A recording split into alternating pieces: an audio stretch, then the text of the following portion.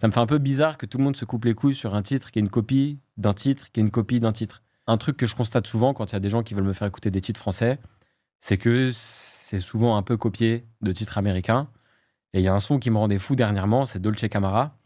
Parce qu'il y a plein de gens qui se coupent les couilles dessus en mode ouais, le son il est Ça a été trop un bien. gros hit. Hein. Ouais, en vrai, C'est- c'est ouais, c'est il a devenu quelque genre chose. 200 millions de streams le truc, c'est voilà.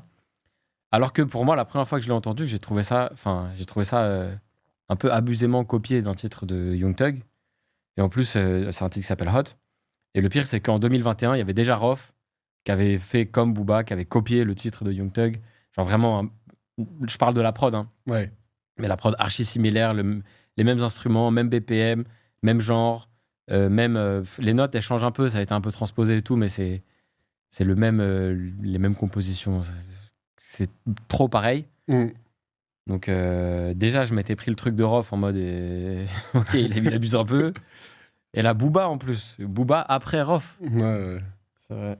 Tu vois. Et genre, le gars, il fait ça en 2024. Le son de Young Thug, il est sorti en 2019. Rof, il l'a fait en 2021. Booba, il le fait en 2024. Et en fait, moi, c'est vrai que c'est pas que ça me frustre, mais ça me fait un peu bizarre que tout le monde se coupe les couilles sur un titre qui est une copie d'un titre qui est une copie d'un titre.